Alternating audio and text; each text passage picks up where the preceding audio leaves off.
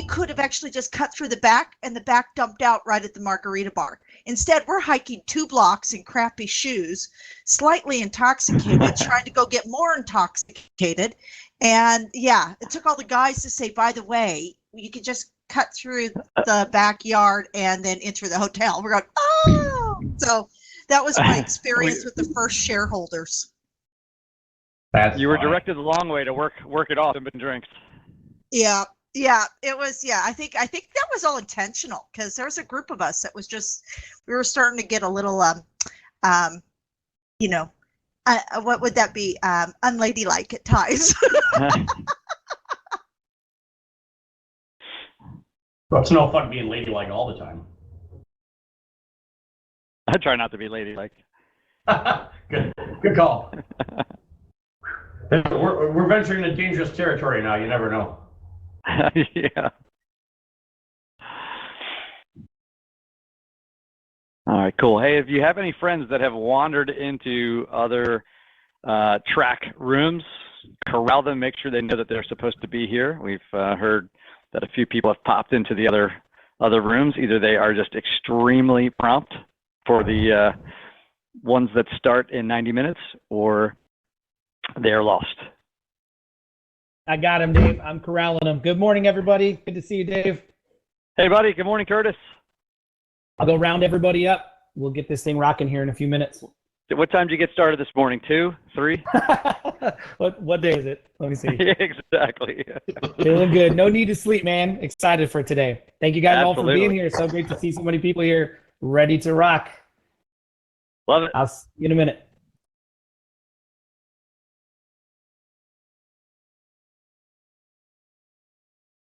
Hey, what do they do with all the swag they normally give away for this year? My kids have it. Just kidding. That's funny. I have 6 kids, so it's really funny. That's where it all goes anyway, right? Absolutely. We should have had, have anybody here heard of the Fun Fit Fab boxes? No. So they're the boxes that they send out every month. Women get them, and it's usually all the leftover crap that they couldn't sell at the cosmetic counter. But that would have been awesome if you could have had 30,000 agents opening up an EXP fun box and posting it, right? So here's all your crap, and just send it to everybody.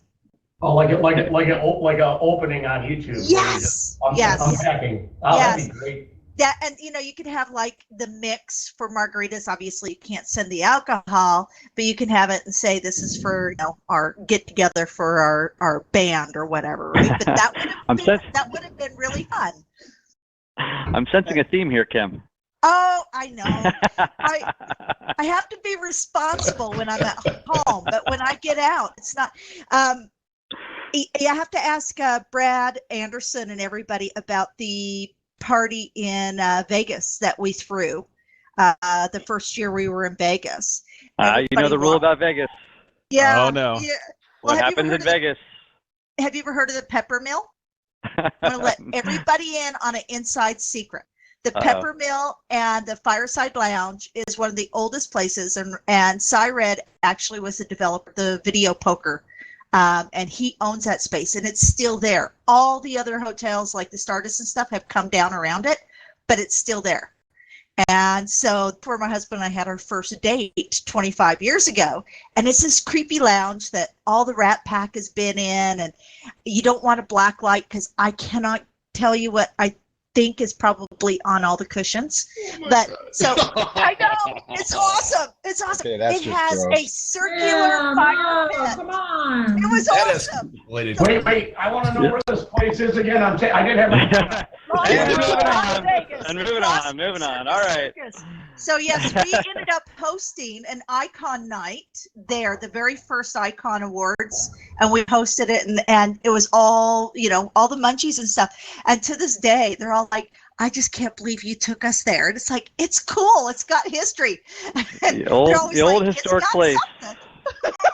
What's the name of this place again? I've got a signed picture. I've got a signed picture of Frank Sinatra sitting in my office, signed to my signed to my grandmother. Actually, That is so cool. got That a is chance so to hang cool. out with him, and yep. Yep, Frank Sinatra, Marilyn Monroe, all of them hung out at the Fireside Lounge. Hours. Nice. Hi. This is Gina Gladys. I have a question. Is this where we break out into the mastermind groups and groups of like 5 for discussion? We will be doing that throughout throughout the day in this auditorium. Yeah, so quick, we're going to get things started. I'm going to get your question answered as well as a couple of others, and we're going to talk about how the day is going to go. And before we break here at the end, we're going to kind of disperse everyone out to all of the different tracks, and we'll be explaining how all of that works. We'll get hopefully have all of your questions answered for you. But yes, this is the mastermind. This room right here is where all of the specific masterminds be happening today. That is correct. And let's see, is Brent Gove in the house? Mr. Gove. See if he's in here yet or not. Cool. All right, good. I just got a message from him. He is walking up to side. Awesome. Curtis, are you back in here with us, buddy? I'm here, Dave. Went and rounded them up. We've got the people trickling in. There's still people out in the welcome area coming in, but we are looking good, man. Cool. You want to pop up here real quick with me? Glad to. Awesome. What's going on, everybody? Woo! Going on. Great Good crowd morning. in attendance. Good morning. Ready to rock. Oh, this is going to be awesome. Good morning. T-Box in the house. What's up, Jeff? Good to Yeah, have you hey. here. Nice. We got Good all to see everybody. Hey, Brett.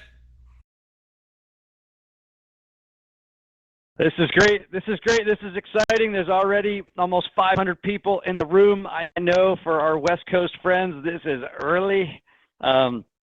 Fortunately, you did not have to get showered and dressed and walk across an entire convention hall to find a seat and get in here. You could just flip on the computer and grab your coffee and have a seat. So this is great. I love the fact that we are still able to hang out like this. Obviously, super disappointed when we started talking about the need to potentially, cancel the face-to-face event. I love those things. I love hanging out with everyone. It's a special time for us, for sure, the company. But how cool is it when others have just had to completely be canceled and not be able to get together, that we were able to do this. So I want to give a quick shout out to Curtis and all of our agent development crew. We have had so many working hard on this for weeks now. The amount, there's the amount of work that goes into putting on a physical event, right? All of the stuff and all of our marketing team just goes crazy for weeks leading up to it, and the marketing team has been alongside of us lockstep in doing this. But as it changes into much more content heavy and gives us the ability to have all of these breakouts and masterminds and other sessions, it becomes something that is a logistical piece for our agent development team, our market team, our growth team, to really make all that happen. And there's been one kind of master puppeteer on trying to keep all the stuff organized, and that's been Curtis. So Curtis, I just wanted to give you a big shout out and a thank you in front of everybody for all the work that you've done. So everybody give Curtis some love. Dave, thank you, man. My pleasure. And here's what I promise you guys. We're doing something that's never been done before. Great job.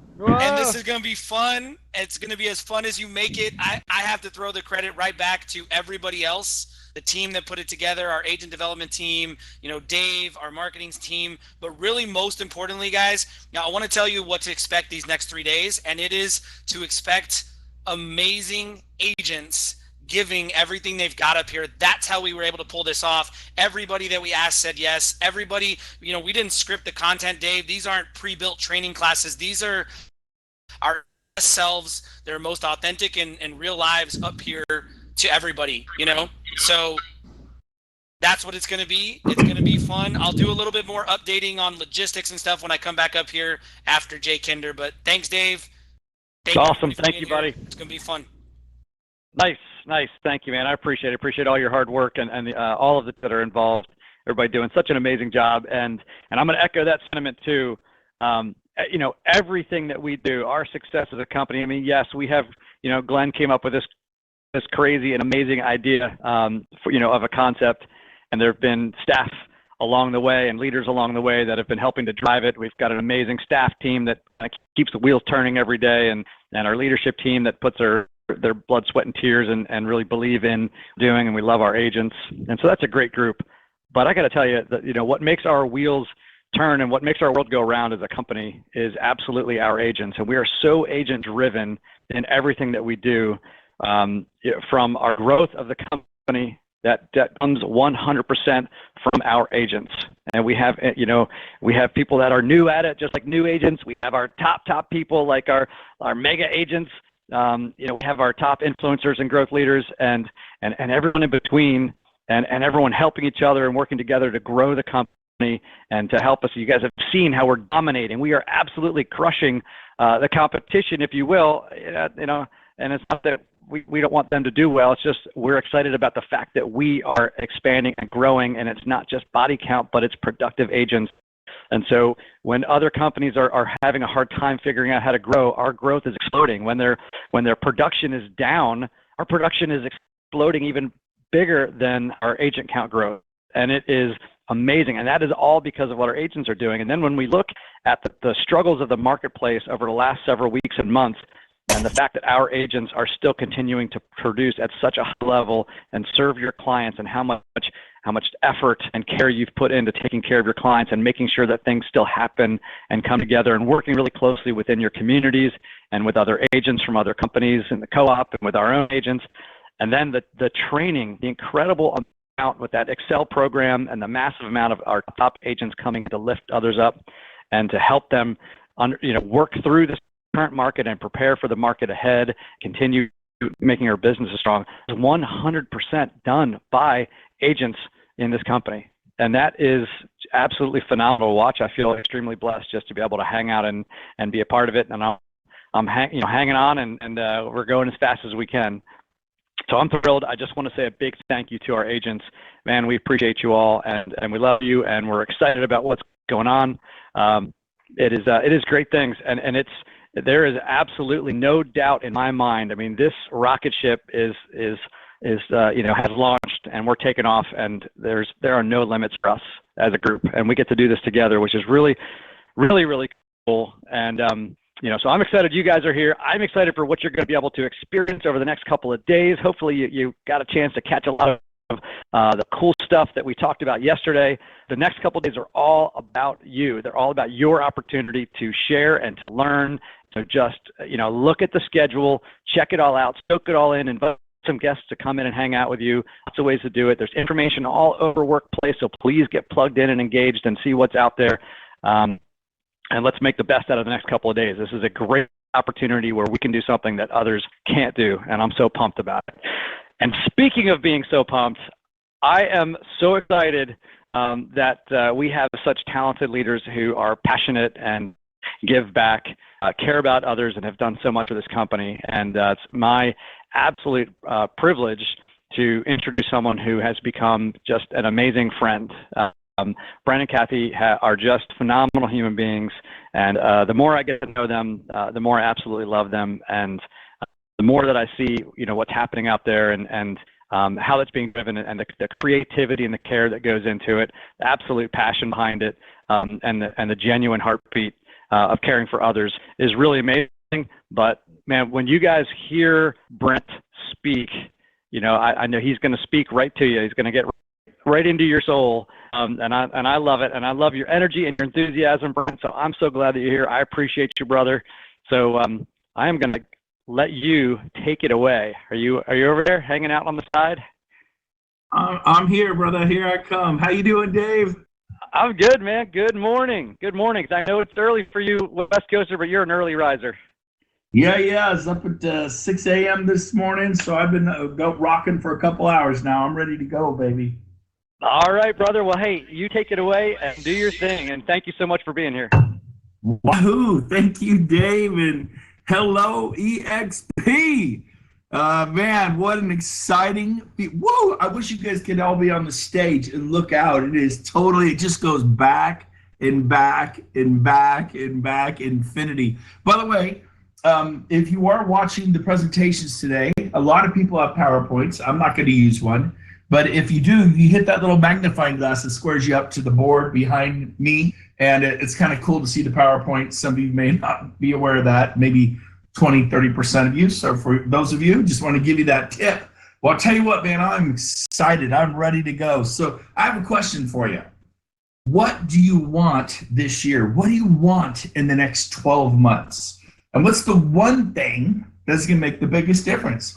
I remember, Stroop, you and I, James is here with me right now, so is Rob, and we're 6 feet apart, don't worry. But here's the deal. I remember we decided listing 100 homes personally would be the one thing. I remember that? Absolutely. And we called it the Mighty 7, and my goal was to go on 7 a week. And so we kind of decided what the one thing, this was years and years and years ago, pre-EXP, when all we knew was sell homes.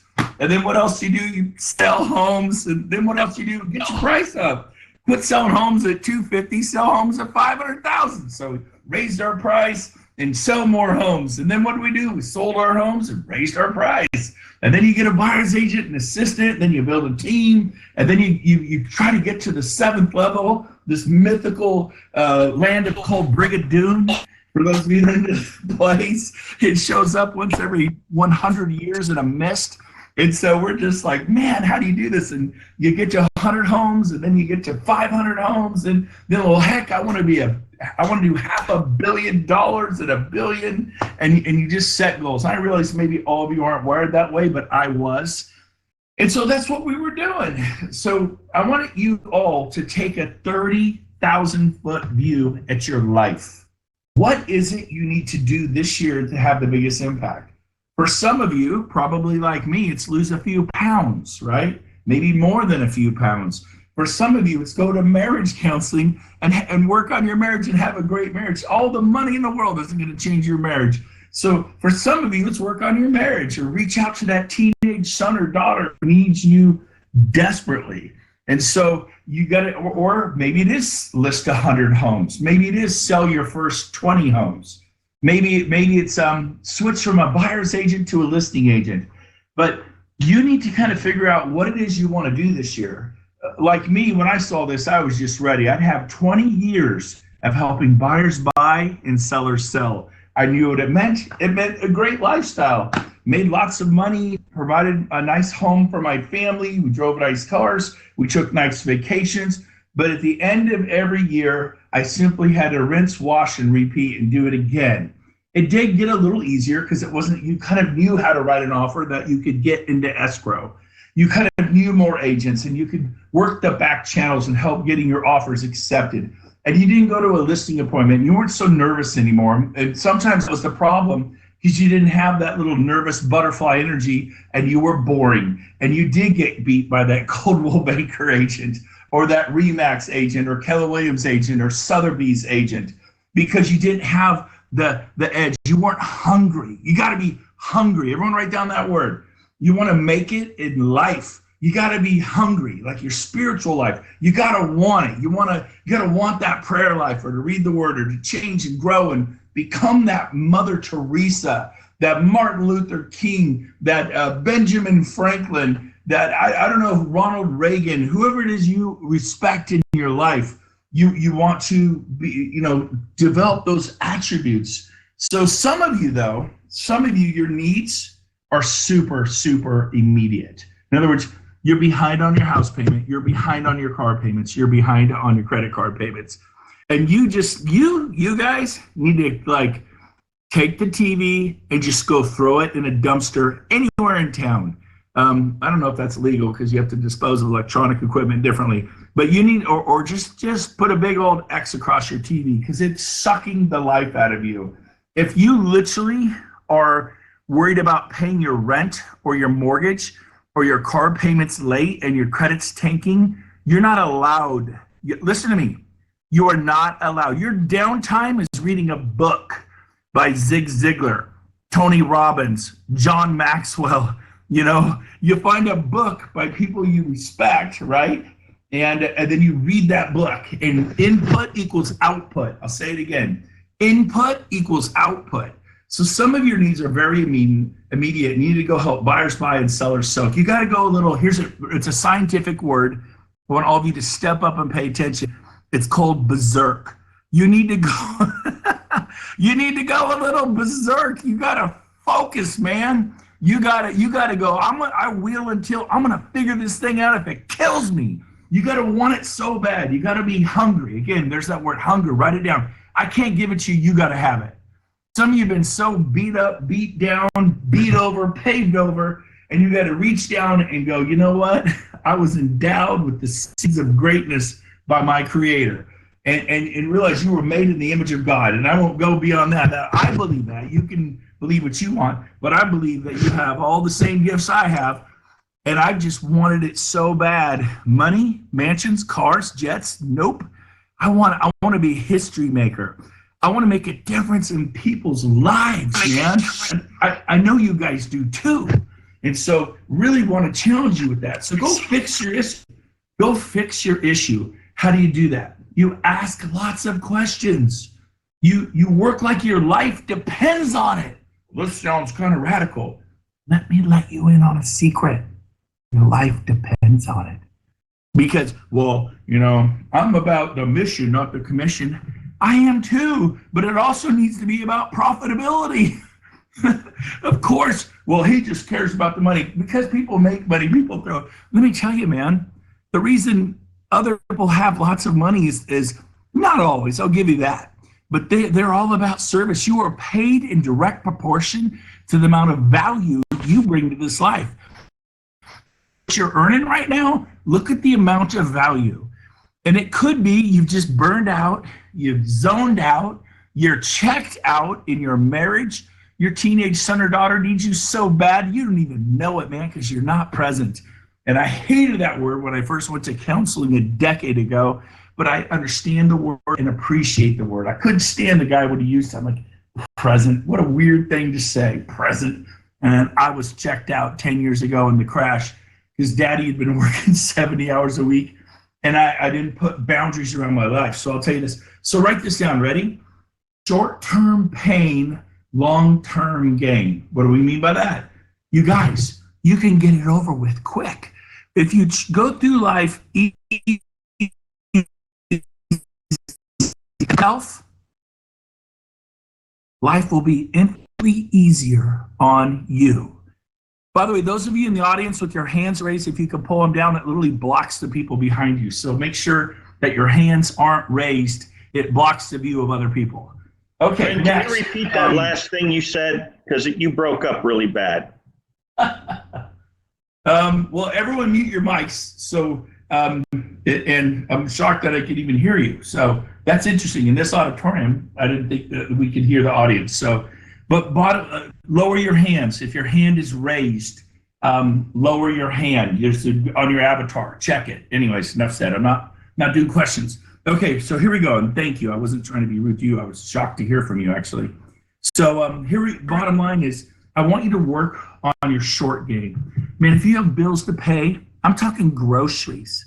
Yesterday, I had Rosie Rodriguez on stage owning a franchise. If I said the name, it would embarrass that franchise because she owned a franchise, had a 10,000 square feet of office, and she couldn't buy groceries for her children. And so we've all been there, man. I've been there too. And so, well, I don't know how to do it. We're on lockdown. Get creative. Get creative. You got to figure it out, man. Just go under, over. I remember one time back in the 97, like, you can't hold HUD homes open. So I made signs that said HUD homes, 500 moves you in, free list of area homes, and the homes were locked. Nothing said open on my signs, and I pulled up in front of the HUD home and did I really did like a sidewalk open house. I put an easy up, a card table. You laugh. I made a couple $100,000 that your agents would show up and get mad. You can't hold this open. I go check the front door. It's locked. It's not open. I'm pointing to it. And they turned me into HUD. HUD said, we can't do anything about him. He's pointing to it. He's not holding an open house. It's not legal to hold an open house. Now, when people get excited and want to go see it, I go, sure. And I would go unlock the thing and go in. But in other words, you got to get a little creative. HUD was fine with what I was doing. I was literally doing gutter open houses back in 1997 because I go, okay, so we can't go show property in my state, or we can't hold open houses up. Well, what can you do? Get creative, get scrappy, go hand to hand. So how do you work on your short game? If you need to help buyers buy and sellers sell, that's the short game. We're talking short game versus the long game. Well, you need to plug into the world. We have like 100 plus classes a week going on these days. There's so much for you to go. And then listen to me, you pay $35 a month for this education, but I really want you to pay attention. Then I want you to get a coach. Are you coachable? Some of you are selling 10, 15 homes a year, and you desperately need to go to 20, 25, 30 homes a year. I want you to sell more real estate. I want you to help more buyers buy and sellers sell. Now, here's the funny thing. I also want you to work on your long game. What do you mean long? And so what I mean by that is, let me ask you, I want you to attract agents. You're like, oh, I tried that, not for me. Really, because I tried tennis and it was hard at first. It looks easy on TV, but then it's like, oh, that is kind of awkward. How about golf? Golf's a classic one. Go pick up a golf club and hit it. You'll probably be terrible if you've never done it. How about surfing, skiing, basketball? You watch those guys shoot the threes. I could do that. Then you shoot three and you completely airball it. And you're not 4 feet in the air levitating as you shoot it. So bottom line is, yes, if you want to do anything, you want to become a great listing agent, a buyer's agent, you got to learn you got to go get coaching, you got to attend classes, and you got to be hungry. You got to want it. So let me ask you a question. How many homes did you sell 4 years ago? I want to know right now. Everyone think back 4 years ago. Was it 10 homes? Was it 5? Was it 50? Was it 500? Was it, 1,700 homes? People do, look at those. People are posting their numbers. I love that. It's 0, 150. Everyone's posting their homes. So I think that's kind of cool. 4 years ago. So let me ask you a question. I sold a couple hundred. What do you get paid today for the homes you sold 4 years ago? What do I get paid today for the home I sold 4 years ago? I think we can all answer that question pretty easy. It's 0. It's nothing. And now how much effort did it take? Maybe you sold 40 homes or 80 homes or 400 homes or 20 homes. How much effort did it take? A Herculean effort.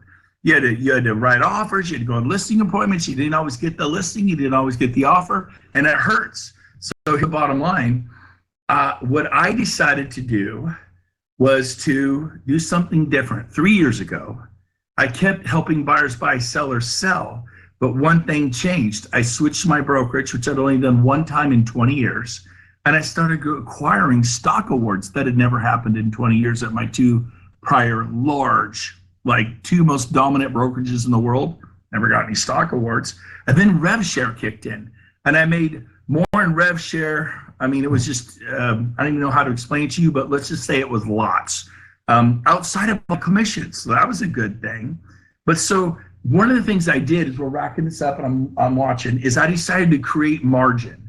And what that means is I went from selling 60 homes a year personally to 30. I cut my production in half to create margin. Now, I'm not saying you should do that at all, but I am shocked by people who sell 50, 60, 70 trying to sell 100.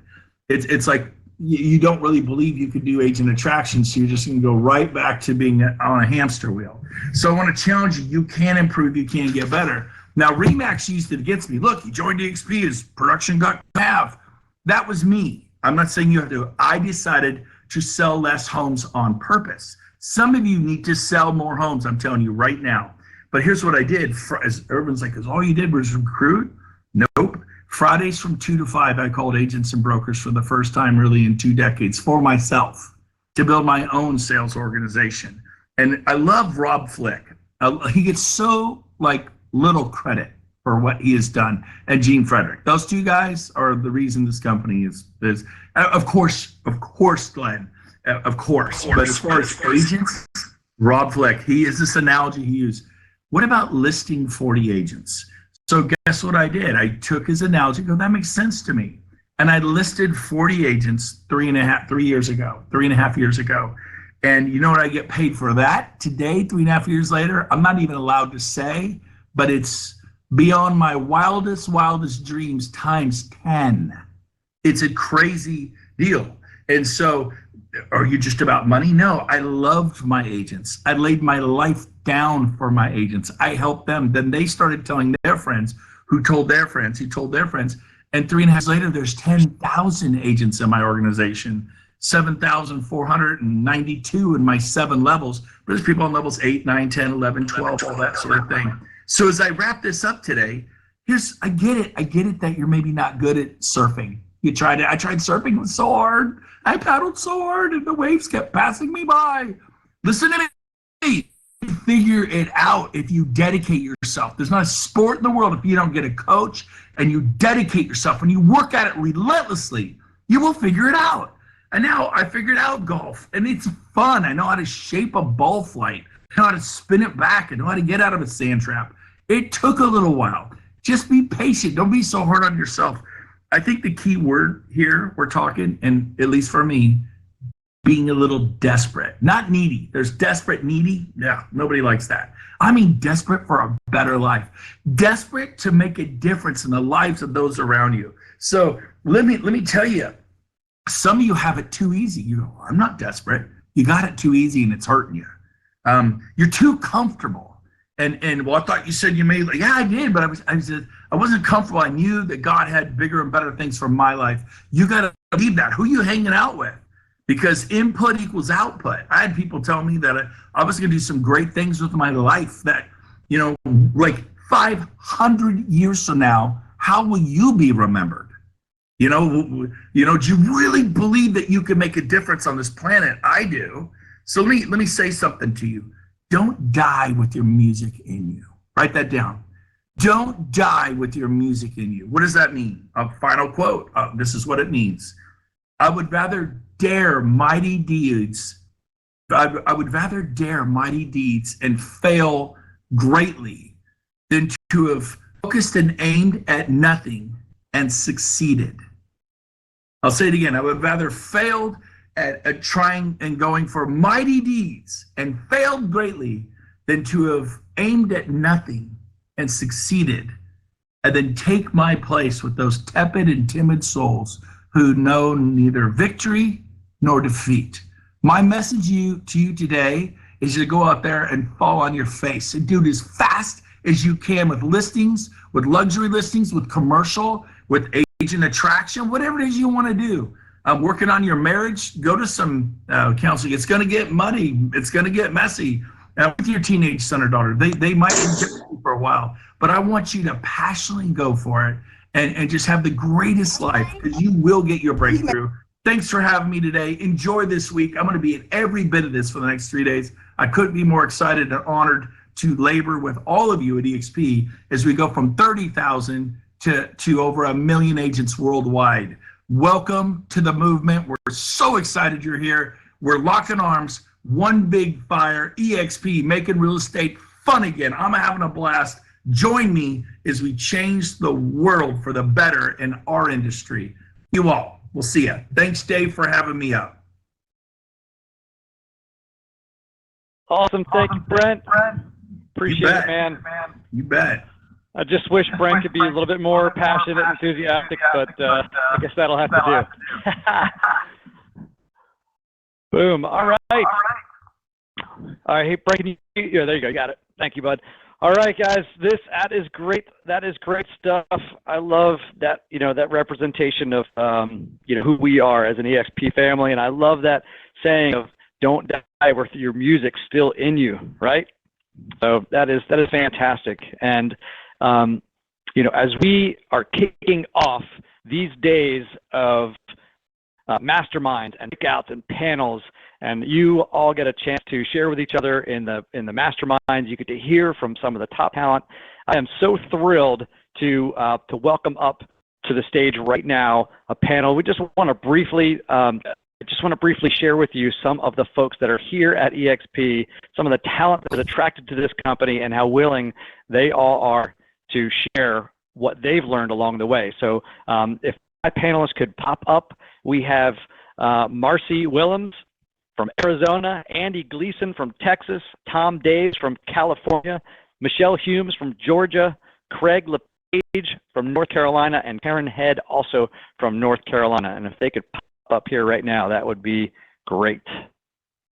Yeah, yep, there we go. They're heading up. Hey guys, good morning. Good morning. Good morning, Dave. Marcia, I think this is the first time I've seen you in EXP world. Hey, I've been playing a lot of golf. I'm not saying you've never been here before. I'm just saying it's the first time I've seen your avatar here. How's it look? Fantastic. Fantastic. I love it. I love it. And hopefully you didn't have to give up your golf game to come hang out with us this morning. Well, there's always this afternoon. I know you're striving for those 80s. I am. I'm getting close. So close. So close. Awesome. Guys, thank you so much for being here. I want everyone to just recognize for a second the fact that this group up in front of you in 2019, okay, their teams closed over 2,300 transactions for over $761 million in sales volume. Okay, this is 6 teams, 2,352 units at $761 million. That is unbelievable. That is unbelievable. These are top realtors in our industry. Okay, worldwide. These are the big players. It's so exciting. So guys, first of all, I really appreciate the fact that you guys on, kind of a last minute, I said, you know what, I really want to highlight the fact that such great talent hangs out with us at this company and has chosen to be with EXP.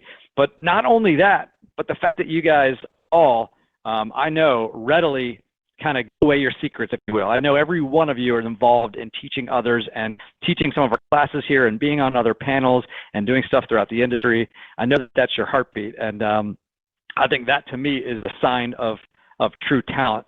And we greatly appreciate that. And it's a huge benefit for all of us that you guys are here. I want to ask you guys a couple of things real quick, and we'll just kind of go through here. And I'm looking on the stage to see what kind of order we have. And hey, Michelle, how are you? Good morning. Good morning. I'm awesome. Thanks for having me, Dave. Yeah, good. I'm glad you're here. Let's see if we can. I wonder if maybe I can change the slide myself. Get all of your faces up there. Curtis, are you in here, buddy? Yep, we got you, Dave. Awesome. And if you could get the slide up with everyone's faces and names, that would be great, so everyone can get a feel for who we're talking to. And so, here's what I thought might be helpful for everyone, because people look at the volume that you guys are doing, the amount of business that you're doing, and for a lot of folks, it's like impossible, right? People say, I could never do that. I don't even know if I would want to do that. That's so much. How do I go from starting out, or how do I go from doing, 2 million, 5 million, 20 million to doing, 200 million, 150 million, 80 million, 400 million, right? How do I build that kind of a business? What does it take? What's the tipping point? So Michelle, if you would start off and just, if you had to boil it down, what's that one thing that you most attribute your ability to hit that tipping point to go from being a productive agent to being a massively productive agent, right? What is it you think made the difference for you? Yeah, so that's a really great question. And I think it boils down to simply the people, right? The ability to attract, enroll, facilitate others to become productive. And you can have all the systems and training in the world, but if you can't move people into productivity, you really cannot have a tipping point in going to a more productive team or an agency as it is at EXP. So I would say for me, that is certainly my superpower, is getting people into productivity, enrolling them into the vision, the mission, not only for our team, but also for EXP. It's just been an incredible chance to really expand with a team that's only been at EXP for 7 months. That's incredible. Yeah, that is a great, I love that answer. I love that answer. And it's really, there is no way to do that kind of volume by yourself, right? No. I mean, I guess you could, but I'm not interested in that. I want to have a life too. So yeah, I think that has been incredible. And we were able to expand from coming from a different agency with 12 agents, and we're now up to 27 in that short amount of time, which could only be made possible by the incredible support and strength of our group at EXP. Love it. Awesome. Cool. Thank you. All right. So Andy, you guys are running you got the team that won the top award for production for all of EXP last year. Massive amount of units and production. What is it for you guys? What is it that you attribute that ability to go from productive agent to a massively productive business? Well, thanks for the introduction, Dave. That was fantastic. We're honored to be here. I'm excited to be a part of the panel today. And as I thought about this, and like you said, as we kind of boiled it down, and to kind of build on what Michelle said, for us it was really about embracing power of partnerships in general, whether it was with our team or with industry professionals or other agents that we're working with throughout the city of Houston. Even our team here internally, building these partnerships and growing this thing together and really kind of embracing that and saying, you know what, this is all about teamwork. This is all about us. And we'll talk more about that when we talk about why we moved to EXP in a minute. But I mean, this model in itself lends to that, awesomely. I mean, this is a team atmosphere, and just when we decided to kind of embrace that, that power in these partnerships, it took our business to the next level. And we were doing great before, but now that we've kind of built that within our framework, it's just been fantastic.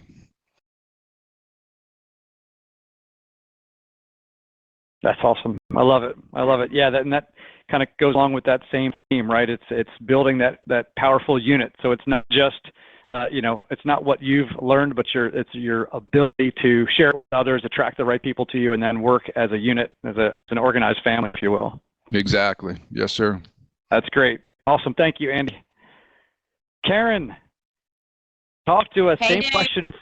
Good morning. Good morning. Thanks for jumping in. I really appreciate having you here. All the amazing stuff that you have accomplished. I want to hear the same thing for you because you're producing at such a high level. What do you think was the difference maker for you?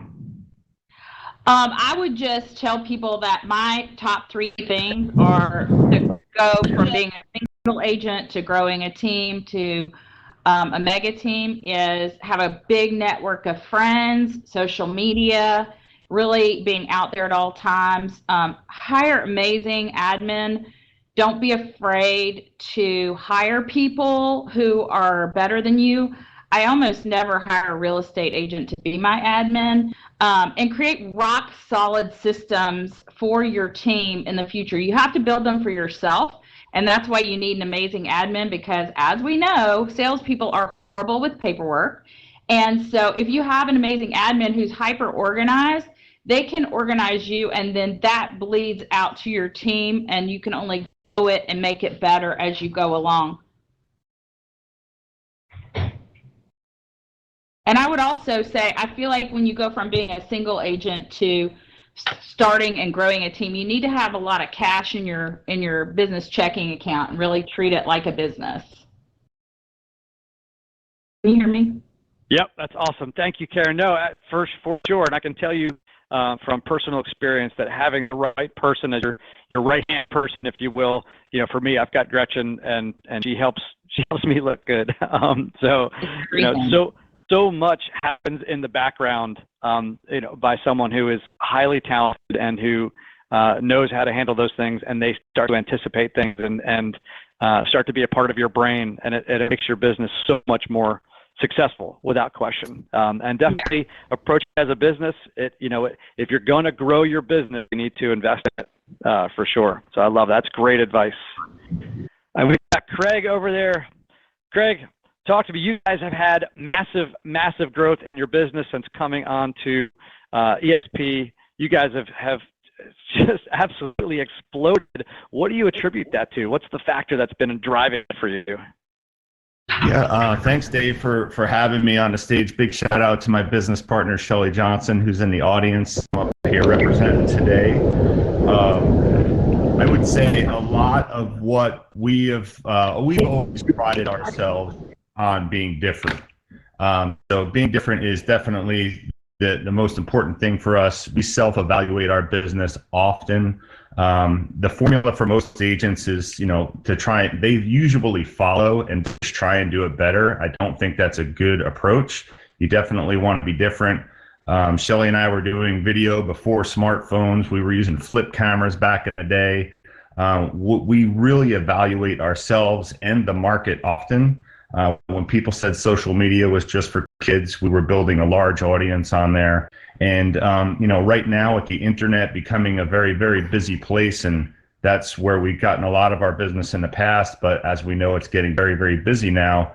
When everybody's zigging, we're zagging. And, now we're putting a very, very heavy focus on our sphere and our client. We have a client concierge program. We love on the people that love us. We do personal touches, calls, gifts, notes, client events, target marketing. We create custom audiences out of our databases. So we really evaluate what's going on around us. And when everybody starts doing that, we do something different. And, the bottom line is the audience, your audience is the public. And if you're doing everything else, the same as everybody else around you, you're not going to stand out. So you need to stand out by doing things different. Consistent. Love it. I love it. Yeah, that's the Me Too message gets old really fast, right? That's finding that blue ocean strategy and your way to really differentiate yourselves. 100%. Very cool. Very cool. And Marcy, you've been successful from the get-go. My understanding is that you were Rookie of the Year for RE/MAX worldwide. So you came out with a bang and have been just taken off. But you guys built a huge business. You guys had brokerage that you owned that was highly successful. So you've been building a business all along. And I know that both you and Jeff do so much to give back to your agents, to teach others and everything else. What has it been for you? What's been that determining factor that really has helped you go and explode into a massive, massive business? Well, like you said, we kind of started and just started quickly. I don't know if you guys know Jeff. He's very impatient. So what we did in the beginning is the two main factors that I think that catapulted us is knowledge and experience. But of course, when you're first starting out, you don't really have that. So Jeff and I were, traveling around thinking about who do we know that's really big in the business and how do we do what they're doing? So Jeff would just get on the phone and talk to them. We'd go out and visit their offices and copy what they were doing. And, of course they weren't in our market, but I think that kind of catapulted us into our quick start. And they would even mentor us after we were getting started. They're very helpful. But I think that's how we just took off. And that's the thing about EXP is everybody in EXP has that. You don't have to get on a plane and go anywhere to get the collaboration of some of the brightest minds in the business. Pretty amazing. That's awesome. Yeah, the R&D, right? Rip off and duplicate. R&D, absolutely. That's right. Yeah, that is, and what a great message today too, because that is what the next several days are all about, is hearing what other people are doing and having access to people in different markets. What may have become commonplace, right? Just like what Craig was talking about, is to differentiate yourself. What's really cool about hanging out with people from all over, all over the world, really. We've got people in here from everywhere, and to hear what's happening in other markets. There may be something that's become fairly commonplace in one market that hasn't been tried yet in your market. And that's that opportunity here that we represent with these masterminds and handles, et cetera. So that is really cool. All right, guys. So, and I know Tom Davis has been trying to get in. He's unfortunately had some tech issues. So we will certainly be hearing from him sometimes as well. Tom was the number one agent for Williams Worldwide 7 times in a row, I believe. So super talent. So we'll be getting his answers to these questions as well when we socialize those and get those out to you. So I want to real quickly go through before we wrap up. I want to go through just real fast. You guys get a quick answer on, you guys all have been highly successful before you came here. You've all been experiencing great success and increase in your business since you got here, which is so much fun to watch. But what was the factor why did you choose EXP? As if you could, we're going to boil this down to one quick thing and just say, you have a big business, you were successful where you were. I imagine other companies were taking great care of you because you're such high producing agents and such a talent. What was it that drew you? And let's go back. Let's go in reverse. So start off, Marcy. What was it for you guys that made EXP the right platform for your business? Oh, without a doubt, it was the revenue share, and not only for ourselves, but we saw it as an opportunity for our agents to not have to start over every month. I just thought it was just brilliant. So yeah, I mean, the stock is great. The culture, I think culture is just huge. A huge factor in succeeding in business anywhere, any type of business. But yeah, definitely the revenue share. Awesome, love it, and you guys are taking good advantage of that. Yeah, and the agent, it helps.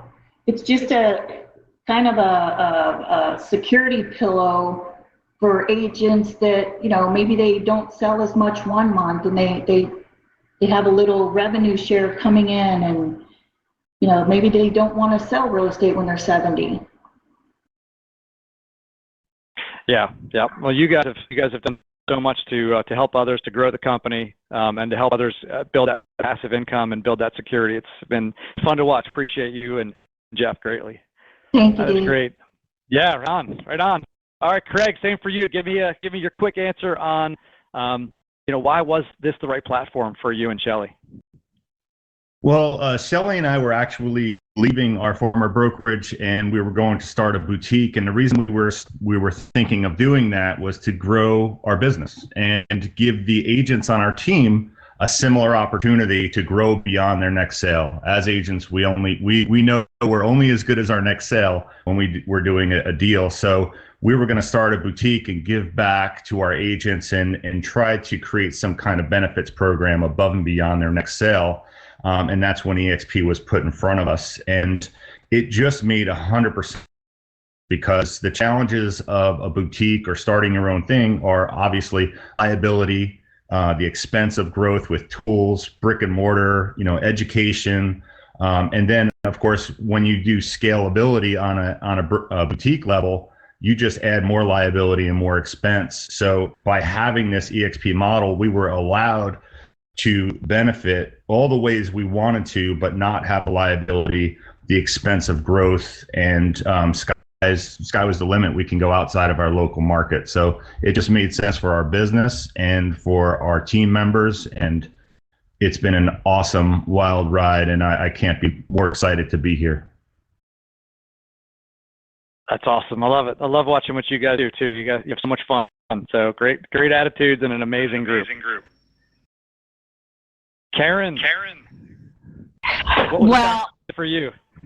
Yeah, so I had my own boutique brokerage in 2018 when Craig and Shelly and Keely and Rich and Wild Bill Price came to visit me multiple times and just put EXP in my face. And when my leadership on my team looked at EXP, we were like, this is such a no-brainer. Why didn't we know about EXP before?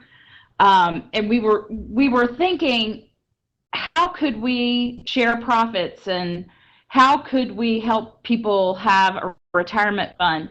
And then when they put EXP in front of me, I was like, this is a no-brainer, because it's so expensive to run the accounting for a small boutique brokerage. And so from that standpoint, it's like what Craig said, it lowers the liability. We took away a big salary that we no longer had to pay because she was retiring anyway. It was a low cap for a large team.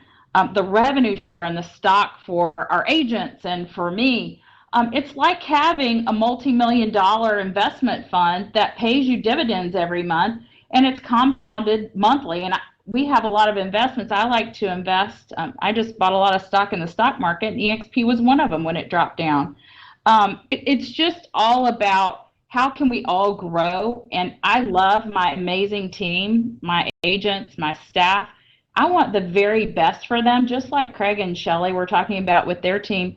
They want them to have an amazing future and make a lot of money so that they can enjoy the life that they want to enjoy with their families or build something else. And we've all failed, and it's all about the effort and the action every single day. And EXP just provides a lot of tools to do that. That's awesome. That's awesome.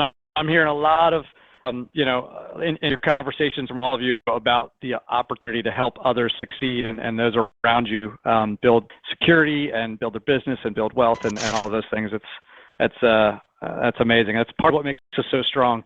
Andy, same for you. Give us, boil it down for us, make this the right platform for you guys. Well, obviously the technology and training and rev share and the stock awards, I mean, these were all major contributing factors with us. But as we kind of started getting into the transition, I mean, and really looking at the model and the platform, it supports 100% supports our philosophy of partnership and teamwork and working alongside other people to help everybody get better and everybody succeed. And as we started developing those mentorship programs and coaching, and I heard Brent say something earlier before we started about lifting others up, that became one of the major factors for us was just having a platform that helped kind of facilitate that. So we're so excited to be here, and we're having a great time.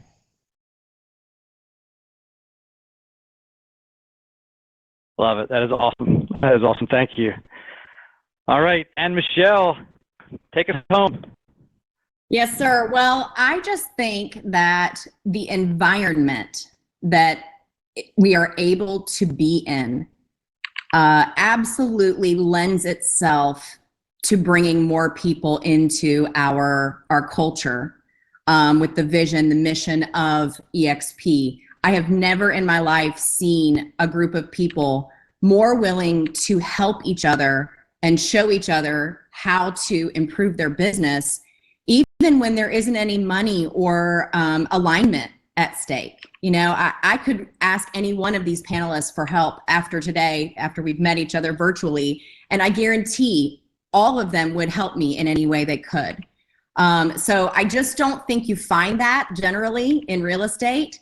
And it was so refreshing to me when I saw that not that many months ago.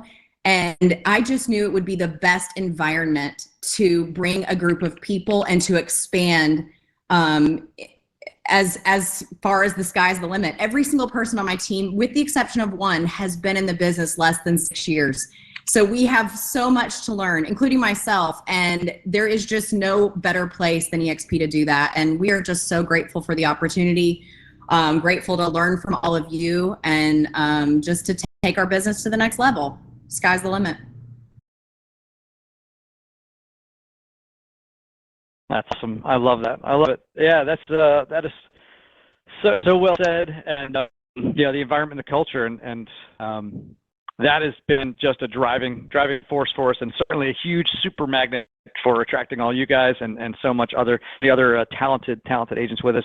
Guys, I just want to say a heartfelt thank you for you guys for jumping in. I asked you all kind of last minute to do this and to come up and share, and you guys jumped in enthusiastically and shared so much with everyone today. So thank you for taking your time. Thank you for all that you do. Thank you for everything that you're doing to give and share, grow our company, and help others succeed. You guys are rock stars with a big fat capital R. So thank you so much. We appreciate you. And guys, you can go to your name, click on your name, and click clap or cheer right now, and let these guys know what an awesome job they did. Thank you, everyone. All right. Great job, guys. Thank Thanks, you. Dawn. All right. Thank you. So, Thank you. awesome. Now, buckle up. Woohoo, amazing. All right, so Great buckle up. We information. are going into the next and final segment of our morning before we break out all of our breakouts and masterminds and everything else. Good. And go ahead and mute your mics now, if you would. Make sure everybody is muted, because we are going to bring another rock star up on the stage, someone who has been one of the top producing agents in the entire world, who has been a top coach, and who also is a top growth leader for our company, someone who can contribute on so many different levels and, you know, can speak all different languages when it comes to production and growth. And it really, really is amazing, and it will get you fired up. The man, the myth, the legend, Jay Kenner, coming to us here in EX World. Jay, are you up here with me, bud? I am on my way. There you are. All right, How's it I going? love it. And you got flip flops on. That's perfect. I do. Yep. Always got my flip flops on. All right, everybody. Well, Appreciate it, Jay is going to bring the fire. So, Jay, talk to us about one big fire and go for it. You've got the time that you need. All right. Awesome, guys. Hope everybody's doing great this morning. I am fired up. I'll tell you what, that panel was pretty amazing. Brent Gove was awesome and amazing as always. And I'm excited to share with you today what I'm going to be covering about one big fire. So let me load this presentation, make sure we got what we need here. We're standing by here to help, Jay, if we run into any trouble getting the slides up and all that. So Okay. we're behind you if you need Yes. us. Yes, sir. I think that hopefully this is going to work. Let's see here.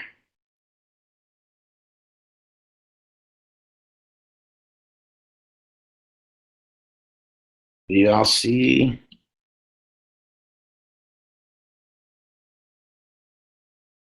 Not yet. All right, so you got the link. We're going to walk through it live here, guys, just like all the folks that Dave said they asked on short notice to get up here. Everybody that's going to be jumping into sessions to present, guys, those of them who brought slides like Jay, because he's always prepared, we're going to make sure they get their slides shared and get comfortable. So we're going to go through the tech stuff live. Anybody who's ever a speaker, you'll remember how to do this. So let's grab the, in the presentation, Jay, on the right-hand side, let's grab the 3 lines. Let's go take ownership. Ownership, there we go. Then next click, reset the board.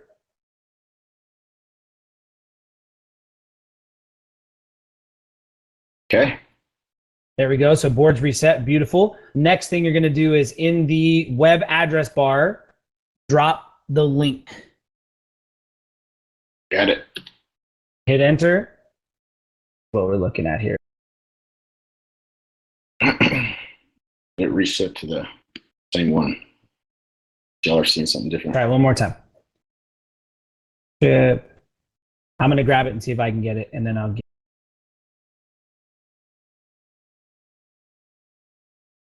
Okay, so now, so we got the presentation. See if you can click through on those little arrows. It might not, because I have ownership, so I'll remove ownership and let you take it, and then you should be.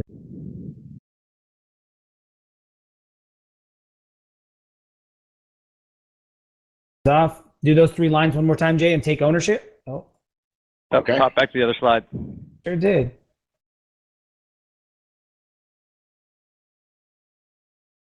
Has control.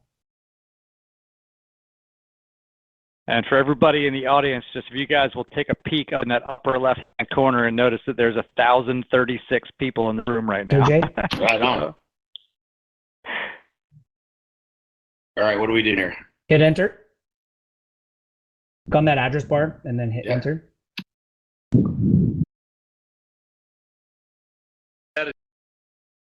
Thanks, Randy. And over 300 in the live stream as well. So we've got almost 1,400 people fed in.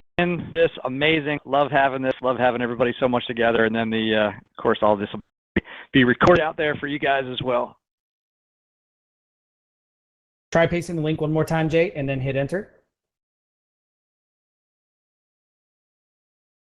Oh. Is it a different link, Chris?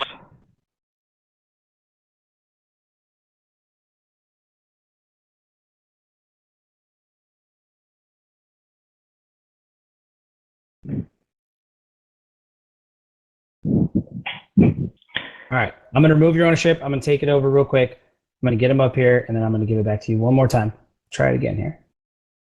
And then worst case scenario might be funky here, but Curtis might. We'll drive it for you. We've driven Jay's slides before. He just talks faster than the clicks. Right, That's the only secret to the magic. So, all right, let me see what happens when I remove my ownership and try to give it back to Jay.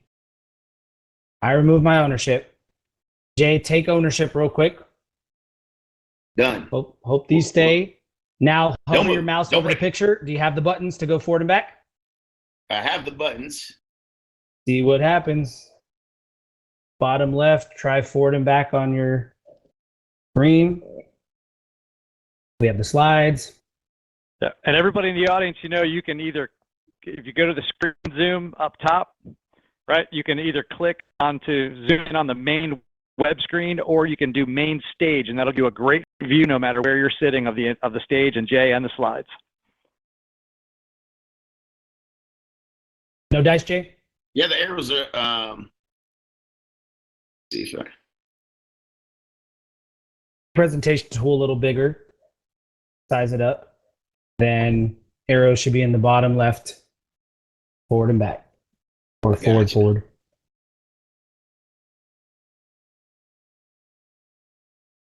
Not, I'll drive and you talk. I got you. All right, here we go, guys. We're ready to rock and roll. So, one big fire. So I'm going to briefly kind of give you kind of a little bit of a backstory for those of you who don't know me, just so we can be all on the same page. But what I did was I broke down really the top 3 success pillars of top producing agents, and that's what I really wanted to cover here today to get you excited about all the sessions that you're going to be sharing. Mercifully brief introduction.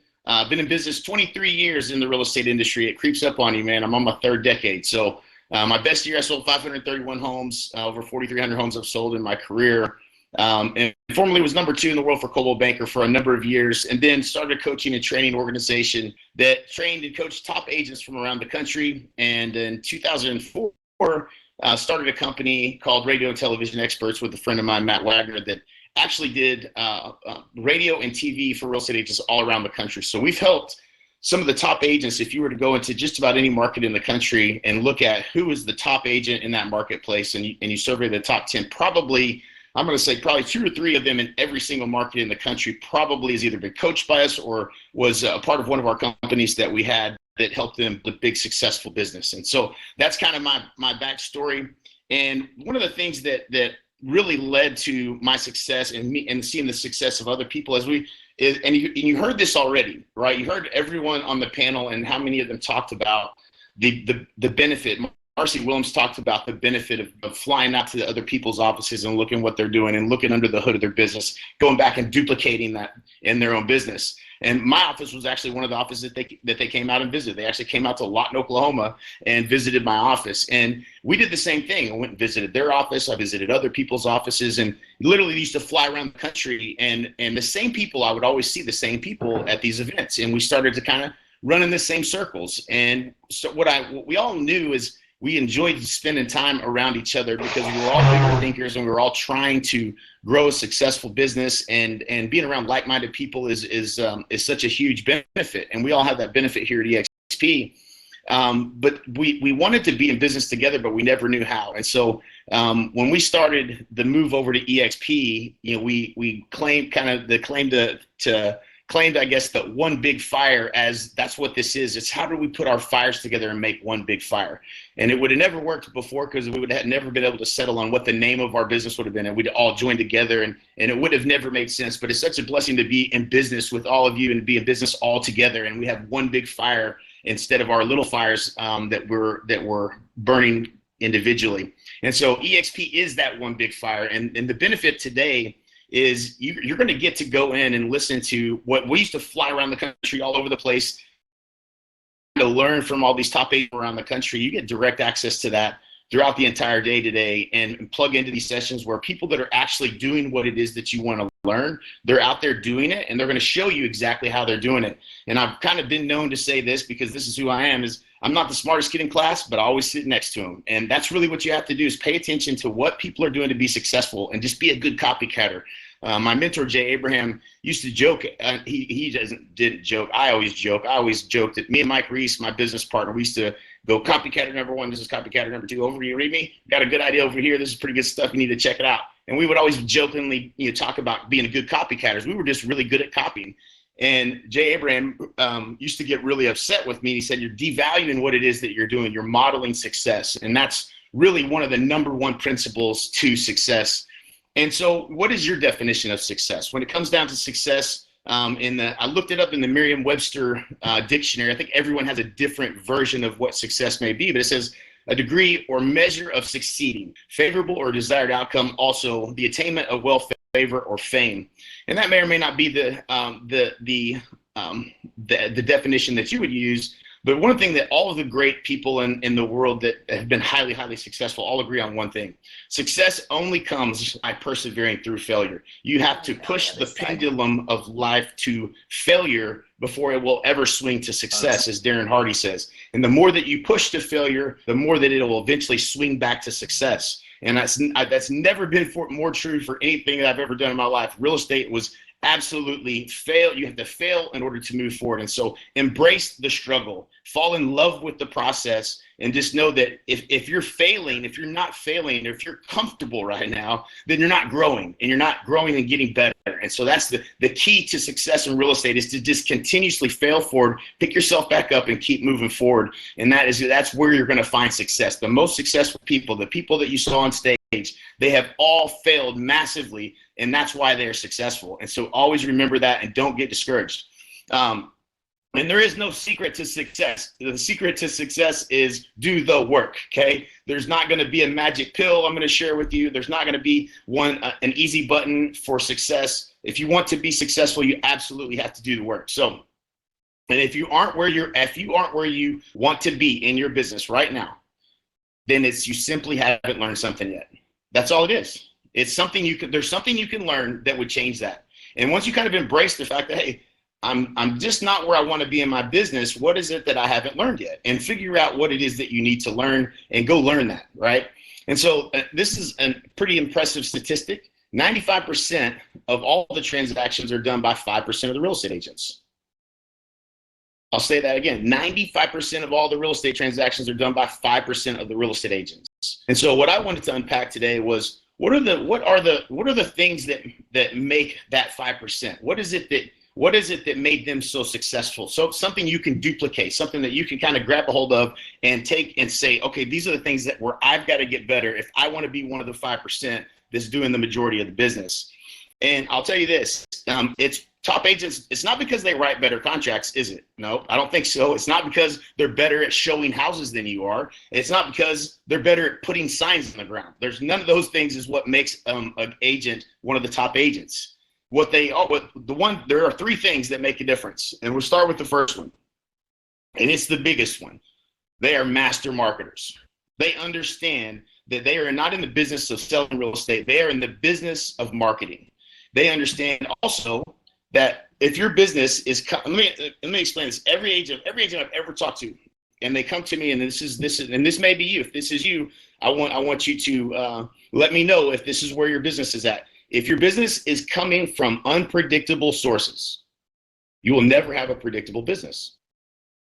I'll say it again. That's a writer downer. If your business is coming from unpredictable sources, you will never have a predictable business. If your business feels like it's a roller coaster and some months are good, some months are bad, it may be because you have unpredictable sources. If you don't know where your next deal is coming from, then it's because you don't have leads, sources that are very, whether it's coming from referrals or it's coming from your past clients and repeat business, and all that business is great, but you can't predict it, and you're not in control of it, right? And so that's an important thing that you have to understand is you want to have a predictable business, then you're going to have to learn how to spend money in marketing to acquire a customer. And so the main thing that they know how to do is they can spend $500 and turn that into 10 grand. It's pretty amazing. In some cases, you can probably, turn $100 into 10 grand. And so, let's look at where, think about how amazing real estate is, right? So you can invest your money in a whole bunch of different places. I pulled this up as just typical return on investment from different vehicles that you could put your money in. 2% for a high yield savings account. The S&P 500 index 9.8% annually. Residential real estate 10.6%. Commercial real estate 9.5%. Those are the types of return on investment you can get if you put your money into any of those vehicles. And if any of you are putting your money into those vehicles, that's fine. But look at what the return on investment is invested in yourself, in your business. So you put $500 into marketing and into your real estate business, and if you get I don't know what your average, you do your own math, right? But $10,000 is about the average commission, kind of, for at least where I'm at here in Dallas, Texas. What is the return on that investment? That's 1,900%. Who can get those kind of returns, right? You can, if you learn the skill of marketing. If you learn the skill of marketing and how to acquire, and I'm not saying learn the skill of marketing, give Realtor.com your money, give Zillow your money. Nothing wrong with those lead sources, but you're basically paying them to do the arbitrage on lead generation, and it's not a skill that you're learning. You want to learn the skill of how to acquire your customer yourself without needing to depend on any of these other lead sources that could change tomorrow, right? So that's a really important skill that you want to learn.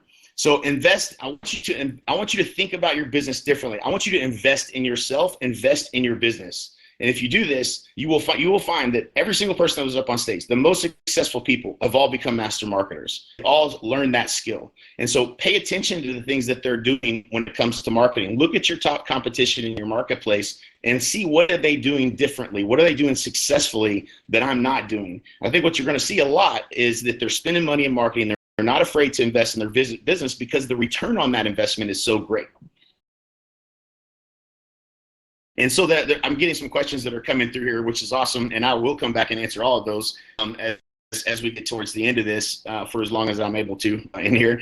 But that ROI calculator, I just Googled it. It's just an ROI calculator. And I wanted to get the exact ROI, which just so I didn't want to give a false number. So I just used that calculator I found. If you Google ROI calculator, I think that's where that came from. There's a website for it. Okay. So, all right. So here's what to and I can't give. Go ahead. Talking to myself. Is anybody else hearing an echo? Okay, it's gone. All right.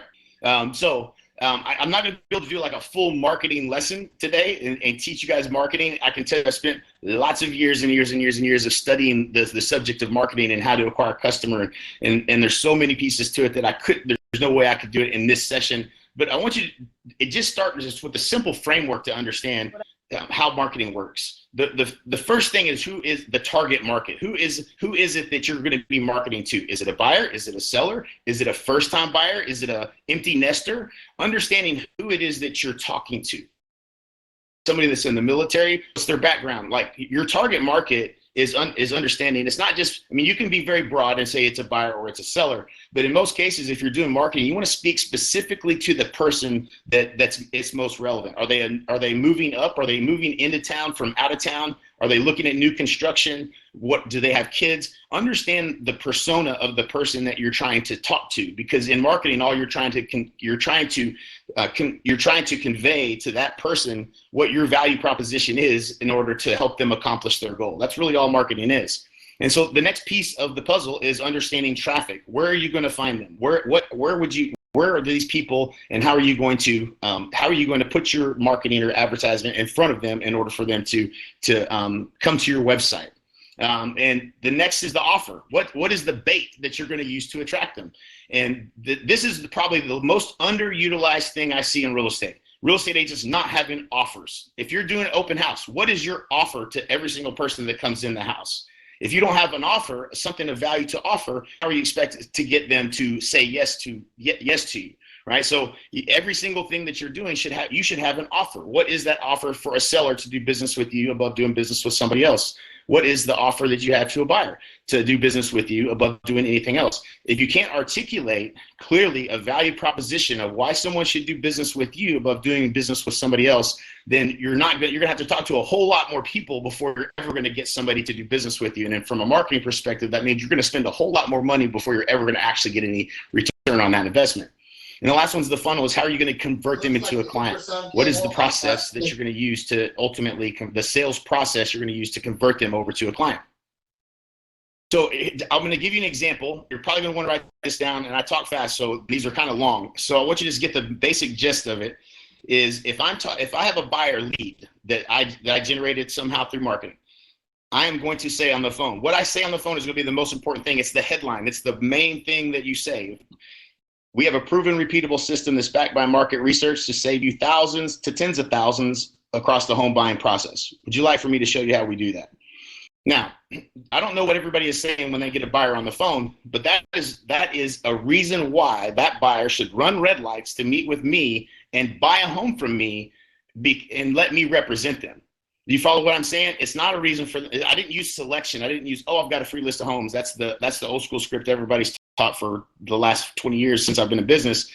That is a reason why someone should do business with you above doing business with somebody else. Does that make sense? You want to have some reason. And again, I think what most of you do as professionals, and I applaud everybody that's here today, because we all have a choice to be here learning and growing and getting better. And you guys all chose to be here. And that to me is the differentiator. The agents that don't show up to these type of events are the ones that are not trying to grow and get better. So, this is a skill that you should absolutely learn. So having a value proposition that you use to as a reason why, and I bet most of you have a process that you help. Do you help the buyer with finding a lender? Do you help them with getting the best possible loan? Do you guide them through this process and help them with the negotiation of the contract and the negotiation of the closing costs and all of that stuff and all that? You do all these things, right? You have a process. It's just being able to articulate that as a value proposition. And I believe that if you do a good job, you can save a buyer thousands to tens of thousands across the home buying process, no question. And so that's my value proposition if I'm talking to a buyer. Same thing on the sell side. It's a little bit different. Same from the top. We have a proven, repeatable system backed by market research to sell your home for up to 18% more than methods of traditional real estate agents. Would you like for me to show you how we do that? That is a reason why someone should meet with me. Now, before you all freak out and say, how are you going to sell a house for more than 18% more than what a house is worth? That's not what I'm saying. I'm saying that in any marketplace, there's a top of the market, middle of the market, and there's a bottom of the market. And there are things that we do and a process that we use to get a house exposed to the marketplace to attract the highest possible offer, right? A house can be staged, a house could have professional photography, or a house could be, multiple colors and outdated, and the grass is, 4 feet tall and it could smell like cat urine. One's going to attract the low offer, one's going to attract the high offer. But it's the 115 variables involved in the home selling process that we manage that determines whether you attract a high offer or a low offer. And so that is what I communicate to a seller in order for them to have a reason to meet with me instead of listing with, we have a friend down the street that's a real estate agent. And I can tell you that's what people do, right? They choose someone that'll do it for cheaper. And this is another writer downer. In the absence of value, people question price. In the absence of value, people question price. If people are questioning your commission, questioning your value, then they're not seeing the value. You're not making the value visible, what it is you do to earn your commission. So you want to make sure you can articulate your value proposition so they see that you actually have something you do that's more valuable, a process that you use to sell their home for the most amount of money. That is the key. So those are just a couple nuggets I wanted to drop just to give you guys some context for marketing is the most important thing that I could ever teach you. And this is the kind of the foundation, nuts and bolts of it, right? So what's number 2? Oh, and I did add 2 books for you. So, and I'm not, I've read a lot of books. It's surprisingly, if anybody would have, if my school teachers would have been surveyed as to how many books they think I would read in my lifetime, I think they all would have probably said, I don't even know if he can read. So I'm from Lawton, Oklahoma. I'm a country kid, graduated in the top 25 of my class, but there's only 36 of us. So that's where I come from. I didn't read a lot of books until I realized that every problem I've ever tried to solve, somebody wrote a book about it. It's unbelievable. Whatever you're trying to learn, there's lots of people that are really smart that actually wrote books on how to solve that problem. And actually several of my examples today are going to be Dan Kennedy. Dan Kennedy is one of our mentors. The guy charges $34,000 in one day. He convinced us to pay him that money up front, actually half of that money up front for a day with Dan Kennedy in 2001. And impressively enough, so we think about it, one of the things that Dan Kennedy says, he says, He says amateurs get paid at the end of work and professionals get paid before work begins. Ouch. We get paid at the end, right? So Dan Kennedy taught some amazing principles on how to be positioned as the go-to expert in the marketplace. And the two books I recommend from a marketing perspective, if you want to start learning how to do marketing correctly, are Dan Kennedy's No BS Direct Marketing is the first book, and the second one is No BS Trust-Based Marketing. Everything that I've learned about marketing, not everything, but almost everything I've learned about marketing are in those two books. And Dan Kennedy's great. He's great at writing. He doesn't use near enough pictures, in my opinion. I'd like to see more pictures in his books, but it's definitely two go-to books that I would highly recommend that you add to your library.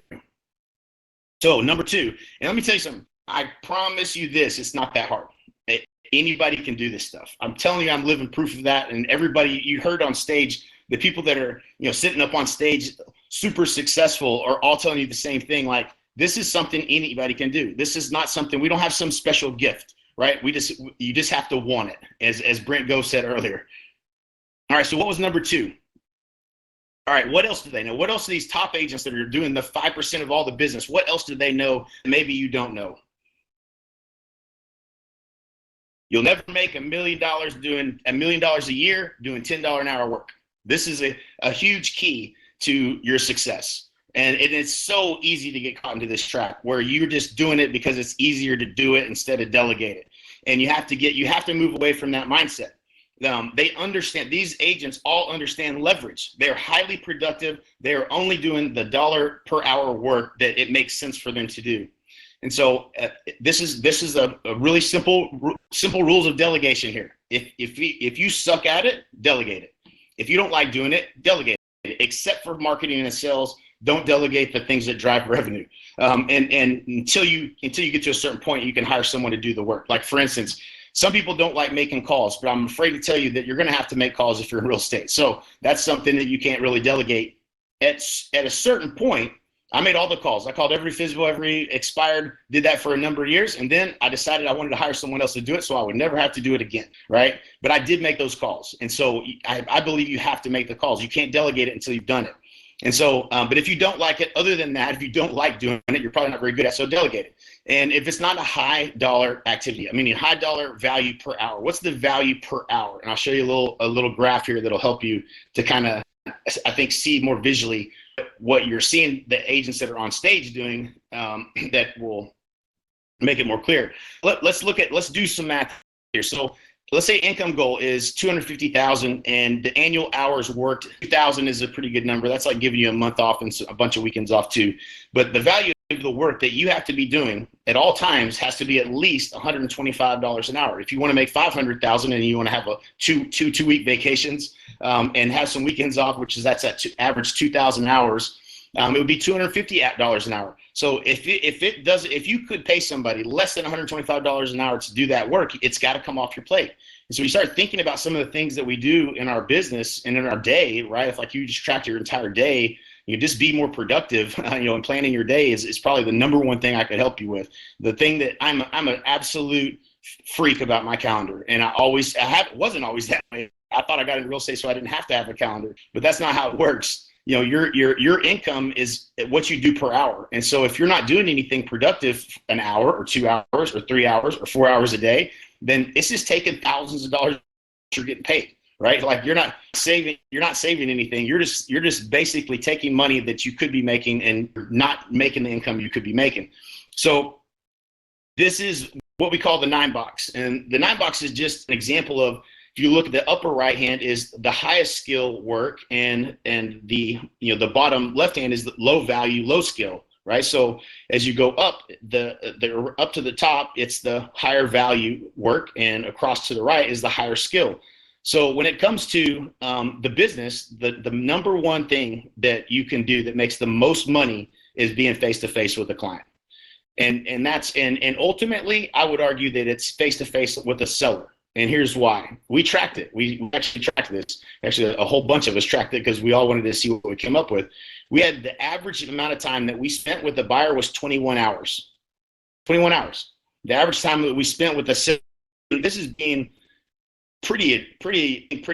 It's a little bit less than this, but 3. Let's say it was just 3, right? So you get a 7 times multiple on working with the seller if you only invest 3 hours with that seller and you spend 21 hours with the average buyer before you have one that buys. So that's a pretty big gap in terms of the time. And so plus listings have babies. Listings, if you have a listing, you ever have a listing that you double-ended? Yeah, you can actually have both sides of the transaction. You'll have people when you have a listing that somebody calls you because that listing, you sold a listing and they saw that you sold it, so they call you.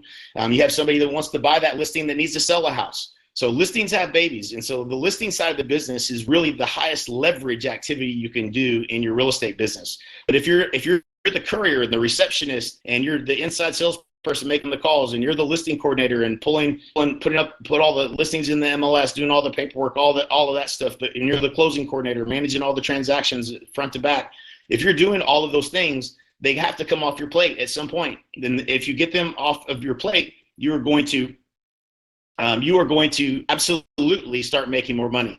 So don't, and I can't remember who said it on stage earlier, but they said, don't be afraid to hire someone. Like it'll be the best day of your life. The first person you hire, you give them everything that you don't like. Just give them the stuff you don't like doing. Like make a list, pay attention to what you're doing every 15 minutes for the next week. Just write it down in a little journal. Here's what I'm doing. Do you like it or do you not like it? What's the value of that work? And at the end of a week, you're going to be like, holy cow, I don't do a whole lot. It's kind of depressing, but you'll see that you do a lot of stuff that you just shouldn't be doing. And I used to have this mind block about what I could delegate and what I couldn't delegate. Wow, you can't ever delegate that. I'll never forget, I was sitting outside of a real estate conference in the hallway and a couple of top producing agents. I was selling a couple hundred homes a year. And I was between 100 and 200 a year. And it never, ever, ever crossed my mind to ever delegate the closing. Like I was doing more business than that because I remember one of my problems was I was going to so many closings every single week. I was like, there's a certain point that I can't do very many more deals because I'm spending 2 hours at a closing, 3 times, 4 times a week, right? Like that became a big problem for me, which is a good problem to have, I guess. But nonetheless, it never occurred to me that I could delegate that process, that I could actually have a conversation with them ahead of time and have someone represent me at the closing table. And that was a big deal for me. And so that, I wouldn't have got to 500 transactions if I tried to go to every closing. It would have been impossible, right? And so there's things that can be delegated. And again, I think I have a slide for it. So this right here is a rider downer. So if you're working 80-hour weeks, okay, you aren't making more money. You're getting paid less per hour. That's a gut punch for any of you that's working your tails off. And I know you are because in this business, it's easy to work 80-hour weeks. But if you're working 80-hour weeks, you're not making more money. You're getting paid less per hour. And you got to start getting pig-headed disciplined about your time and about how you invest your time, right? So 2 books, must-read books in this, and that relate to this. I recommend every agent read. The first one is another Dan Kennedy book in his No BS series called Time Management for Entrepreneurs. That book resonated with my soul. I'm telling you, there's probably I know there's not a book that I've ever read that I had more highlighter marks than that book right there. Once I understood the value of my time and how it was being wasted and how I was the one allowing that to happen and took ownership of it, that was a game changer. Also, Chet Holmes, The Ultimate Sales Machine. Chapter 1, he talks about time management. He talks about pig-headed discipline and being pig-headed disciplined about your time. Like, don't let people rob you of your time. That's robbing you of money, right?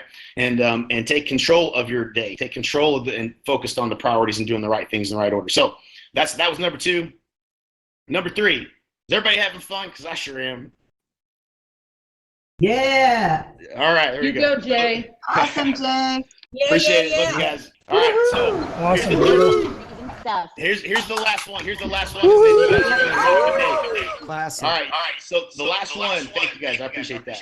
Love the love. I see all the little. I can see all y'all's little bubbles above all your heads when y'all make a comment. So that's pretty cool. I've never seen that before. All right. So they're strategic. All right. This is one you probably didn't see coming. But they actually make good decisions consistently in their business, more consistent than they probably used to, right? So like I used to make mistakes, and I remember Michael Reese, my good friend, business partner here at EXP, him and Al Stasik, and Mike came to me I can't remember what year it was, like year 2000, maybe 2001. And he comes to me and he sees me on a boat. And this is the whole story how we started. And he sees me on a 35-foot fountain. I'm a lake guy. I like going to the lake. And he sees me on this big boat, and I'm like 23 years old. And he's like, "What do you do, man?" I said, "I sell real estate." We hadn't seen each other. We're both from the same hometown, and we hadn't seen each other in a while. He was managing a Bally's Fitness, and I said, "I sell real estate." Well, he asked me a million questions. Quits his job that day. He literally didn't go back to work. Got his real estate license that following week, and he was literally. I mean, he had already got the same website I had. He had asked me a million questions, and if somebody would have asked me what I had done to be successful in real estate, I would have been like, I don't know. I did a lot of stuff, man, that didn't work. I know that, right? Like, you do so many things that don't work, and you keep getting up and keep trying again. But I couldn't have told you what I did to be successful, because I did so many things that didn't work. I didn't even really keep track of it. I would never really thought about, hey, if somebody asked me that question. But Mike asked me that question, and then every day he would ask that question, hey, what do I do next? And I'd be like, no, don't do that. Nope, don't do this. Nope, hire that person. Yes, hire that person now, not later. Don't hire this person. Hire this role. Like all of those things that, like, I'd made mistakes and I had all these war wounds from myself and growing my business. So, like, it's okay to make mistakes and fail forward. But if you really copy success, success is way more duplicatable if you can just not make those mistakes. And so the way we learn as we build these businesses, and you see everybody on stage that has these bigger successful businesses, they've actually learned how to be strategic, and they've learned how to make better decisions. And all a strategy is a plan to execute a goal or solve a problem in a way that's the most efficient and effective use of available resources, right? So that's really, it's just like, what's going to be the right next step for you in your business? And do you have absolute clarity on what problem it is you're needing to solve, or what is the next step that you need to take and the next thing you need to do in your business? Because there are a lot of shiny objects, folks. You guys all know it, right? Like, you probably have a list of all the things you could do somewhere, right? Of all these events you've been to, and like, where the heck do you start, right? Like, how do I get clear on that? So my goal in this last point is to teach you the process for how to get clear and do the right things in the right order. And if you do the right things in the right order often enough, example, make the right decisions of where to focus your time, effort, energy, resources, money, and you do that consistently, instead of making the mistakes, you're going to just grow exponentially faster. And it literally is exponential, especially if you focus on the listing side of the business. Things exponentially grow. I'm talking double, and some of you in this room have probably been there before, but I'm talking double and double and double, like go from 200 to 400 to 800, right? Like, it's unbelievable how much leverage you get if you're doing the right things in the right order. And so we know this: success is the sum result of the decisions you make daily. And you are today where you are because of the choices you made 6 months ago. So if you start making better decisions and focusing on the right things and doing the right things in the right order, you're going to have way more success. It's going to take you to success. You have to start making better decisions in your business. So then clarity starts with a simple question: where do you want to be in the next 5 years? And I say financially. Like, let's get clear on the number, right? Where do you want? How much money you got in the bank? How much money you got in savings? How much? What is that? What does that financial picture look like? And then it's, what do we do in the next 90 days to get there, right? We know where we want to go. We see on the horizon, the vision is 5 years. Here's where I want to be, and here now we know where I'm at, right? So in order for you to get anywhere, you have to have in GPS, you have to have a location that you're at and the location you're going. Right. And so it starts there. It's fundamentally, you have to start with that, and you have to think bigger down the road. What do you want this thing to look like in 5 years? Because as we all know, most of you, if you've been in the business very long, that, man, does 5 years go by fast in this business. Holy moly, years goes by fast. So, like, you don't want to look up and be 10 years down the road and not have gotten clear about what you want your business to look like, because you'll certainly have a business that won't look like anything that you wanted it to look like had you taken the time to get clear. So I did create this download, a free report, a free clarity report. We created this document. It's a process. It's the most valuable thing you could ever do, is take the time to get clear on your business. We can't do the whole thing here. I would go through the whole book, but there's lots to it. So take the time to focus on your business, not just in your business. And you can download that and go through it, fill it out, whatever. Let me know the results. I love to hear stories of how that helps you, or whatever the case may be. But take the time to do that. Get clear and create a plan.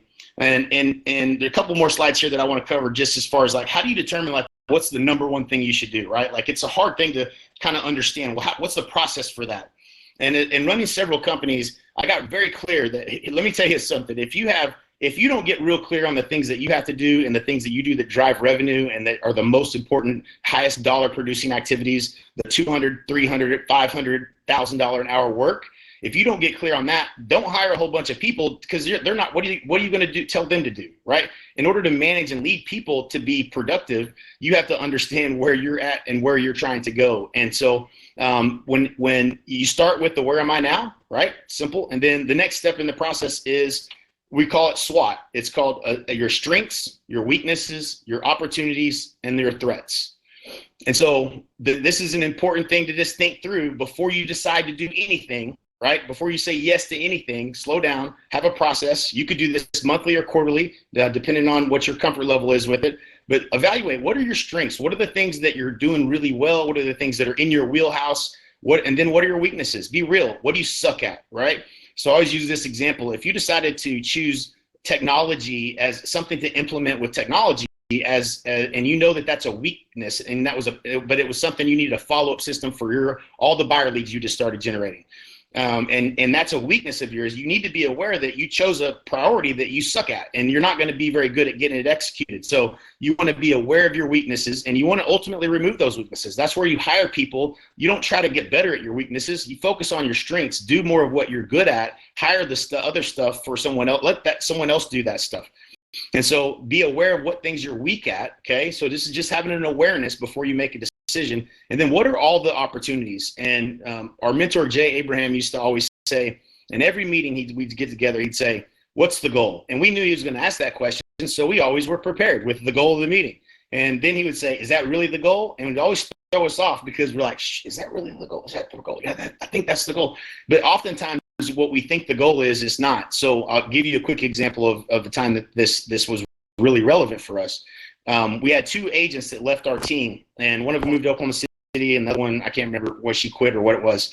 But so they had a meeting, they wanted me to join, and I usually wasn't a part of these meetings. At this point, I was out of business, stepped out of the business and working in other companies we have. And they said, well, we want you to join us for this meeting. We have to, we think, the goal is to recruit two agents that produce X amount of deals per month or whatever. And I said, is that really the goal? And I was just messing with them, because Jay Abraham always did it to me. So I was like, well, let me see what they say. And so, because I didn't know if it was the goal, it seemed like that was a logical goal. We just lost two agents. We want to replace them with agents that do the same amount of production. And I said, is that really the goal? And they said, I don't know. Well, they said, well, this is the amount of revenue that's that we need to replace. And they told me the number. I said, well, what are all the ways? This is a writer down. What are all the ways to replace that revenue? And so, man, that unlocked a whole new level of thinking. We had, at that time, 70-something listings actively on the market. And instead, we shifted our time to focusing on getting our listings sold. I shifted the labor of every single person in the company on focusing on the getting listings sold instead of trying to hire agents. The difference in that was the game changer in that business. The difference was actually almost 20% pre-tax profit. It was actually 17% pre-tax profit from a negative 3%, because we focused on the right activities. So I think I lost my Google slides. I don't know if that means that they're about to jerk. I stole them, Jay. I stole them. That's the hook, my man. If they need more Jay Kinder, they got to go find him. All right, you got it, man. I'm ready now. Give it an official closeout. Give it an official closeout, and then we'll thank you, and then we'll get everybody situated. You got it, guys. Hey, hopefully this was valuable. Anything I can ever do for you guys, let me know. Reach out to me. I'm here to help. I love it. One big fire, EXP ready for life. Appreciate you guys. Have a rocking day.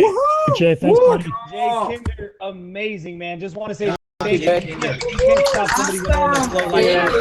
That was gold. I'm going to go ahead and mute everybody real quick. I'm going to mute everybody so we can get everybody rocking and rolling for the next sessions, guys. Jay, again, thank you, man. That was awesome.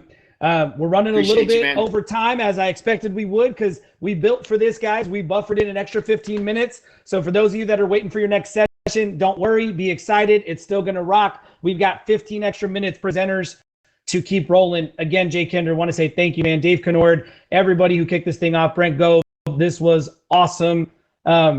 I'm going to get everybody situated. I'm going to help everyone get oriented for what's about to happen next. So I've got some slides up here. I know we crashed crashed Google Slides. Jay, you may not have known that, but 1,000 people, we crashed Google Slides. So I'm going to get you situated if you're still curious on kind of what to do next and where to go.